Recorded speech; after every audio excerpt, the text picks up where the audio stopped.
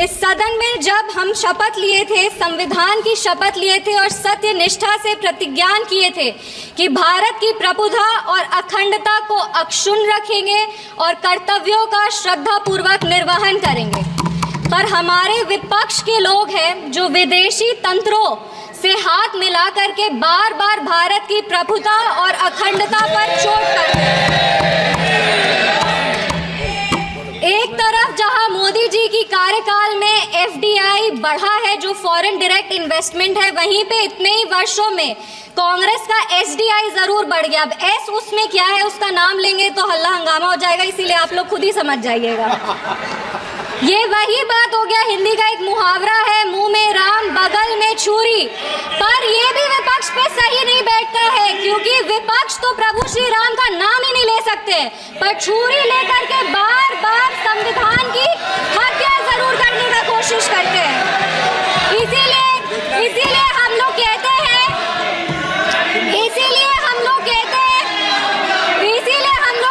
कि संविधान नेता के हाथ में नहीं, संविधान नेता के दिल में होना चाहिए। एक उदाहरण देते हैं, 2008 में इसी सदन में ट्रस्ट वोट के लिए कैश फॉर वोट स्कैम किया गया था और लोकतंत्र का गला घोटने का कोशिश किया गया था। आपातकाल इमरजेंसी के में जिस तरह से संविधान का चीरहरण हुआ था वो हम सब ने देखा था, और हम तो बिहार की बेटी हैं। बिहार के एक पुत्र थे जयप्रकाश नारायण जी, जिन्होंने इसी दिल्ली में रामलीला मैदान में राष्ट्रकवि रामधारी सिंह दिनकर की एक कविता पढ़ी थी, सिंहासन खाली करो कि जनता आती है। उसने कांग्रेस की जड़ों को हिला दिया था और भारत में एक नई क्रांति का आह्वान किया था। आज जब हम संविधान के 75वें वर्ष का उत्सव मना रहे हैं, तो हम नमन करते हैं संविधान के निर्माता डॉक्टर बाबा साहब भीमराव अंबेडकर जी का, जिन्होंने अपनी पूरे जीवन की सीख को इस संविधान के निर्माण में लगा दिया। लेकिन कांग्रेस ने उनका अपमान करने से वो कभी नहीं चूके। जिस संविधान सभा सेंट्रल हॉल में संविधान पे चर्चा हुई, संविधान लिखा गया, उस सेंट्रल हॉल में बाबा साहब की चित्र तक को इन्होंने लगने नहीं दिया। इनके कार्यकाल के 2 प्रधानमंत्री ने खुद भारत रत्न लिया सर मैम, लेकिन बाबा साहब को भारत रत्न नहीं देने दिया। मैं नमन करती हूँ उन सभी संविधान सभा के सदस्यों का, जिन्होंने 2 साल 11 महीने और 17 दिन में इस संविधान को आकार दिया। बिहार के इस देश के पहले राष्ट्रपति और संविधान सभा के अध्यक्ष डॉक्टर राजेंद्र प्रसाद जी का और संविधान सभा के सबसे पहले अध्यक्ष सच्चिदानंद सिन्हा जी का, जिन्होंने मिल करके इस संविधान के निर्माण में अपनी पूरी जीवन लगा दी। संविधान, विपक्ष को कहना चाहेंगे, संविधान सिर्फ आर्टिकल्स और प्रिंसिपल्स नहीं है, ये एक ग्रंथ है, ये आम आदमी का भरोसा है, ये आम आदमी की आस है। ये इस देश के नागरिक को वो महसूस कराता है कि वो स्वतंत्र है, सशक्त है और सुरक्षित भी है। इस संविधान की ताकत ही है कि आज इस 25 साल की युवा महिला सांसद इस सदन में महिलाओं की आवाज बनी है। ये संविधान की ताकत है कि इस देश के सबसे उच्च पद पर एक आदिवासी समुदाय की महिला विराजमान है। ये संविधान की ताकत है कि हमारे प्रधानमंत्री एक गरीब परिवार के सदस्य हैं, और इस संविधान की ही ताकत है कि जननायक कर्पूरी ठाकुर जैसे व्यक्ति जो एक पिछड़े वर्ग से आते थे, वो बिहार प्रदेश जैसे राज्य के मुख्यमंत्री बने। पर अब जब बिहार की बात कर रहे हैं, तो हम जरूर इस सदन के संज्ञान में लाएंगे कि विपक्ष दल का एक शासन आया था जब बिहार में जंगल राज आ गया था। उस जंगल राज में हर वो कार्य हुआ, उस जंगल राज में हर वो कार्य हुआ जो संविधान का उल्लंघन था, संविधान के निर्माताओं के विचारों का उल्लंघन था।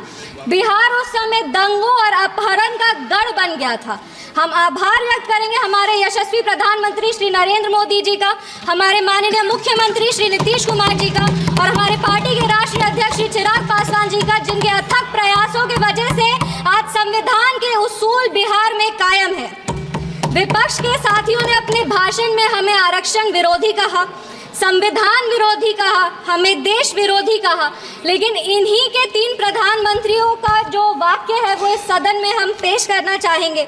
सबसे पहले जवाहरलाल नेहरू जी ने 1961 में लिखा था, I do not like reservation in any form, especially reservation in jobs. I am against any such step that promotes inefficiency and takes us towards mediocrity.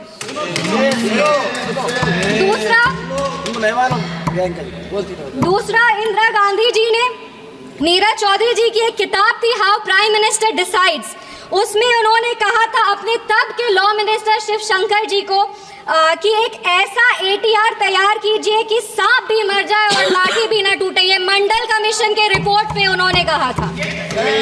तीसरी राजीव गांधी जी ने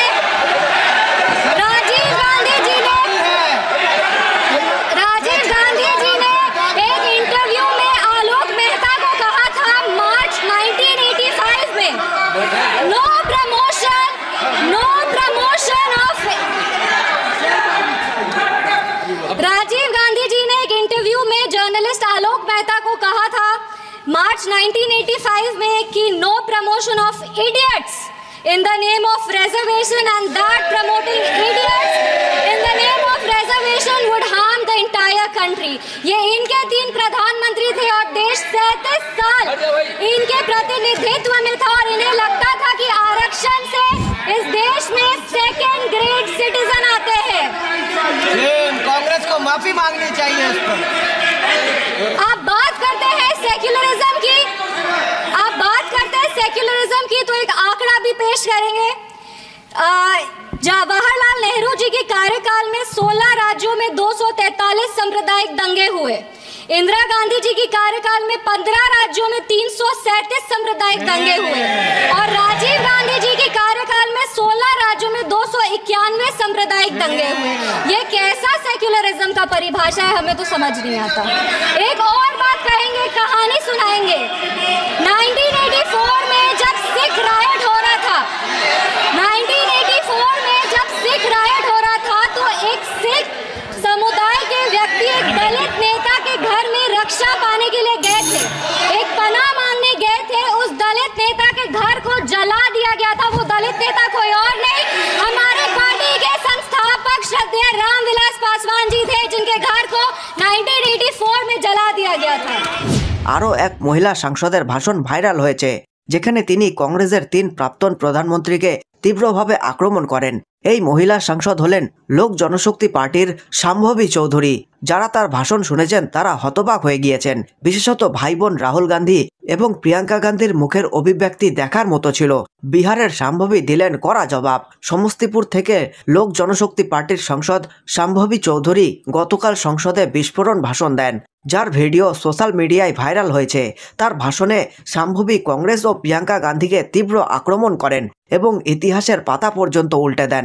শাম্ভবী চৌধুরী তার ভাষণে বলেন, বিরোধীরা তাদের বক্তব্যে আমাদেরকে সংরক্ষণ বিরোধী, সংবিধান বিরোধী, দেশ বিরোধী বলে অভিহিত করেছে, কিন্তু আমরা তাদের 3 প্রধানমন্ত্রীর বক্তব্য সংসদের সামনে রাখতে চাই।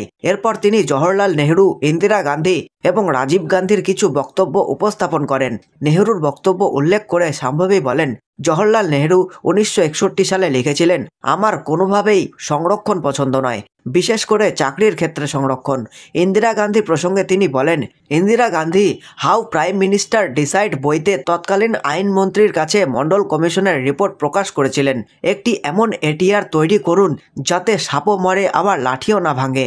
রাজীব গান্ধীর প্রসঙ্গে শাম্ভবী বলেন, রাজীব গান্ধী বলেছিলেন, সংরক্ষণের নামে বোকা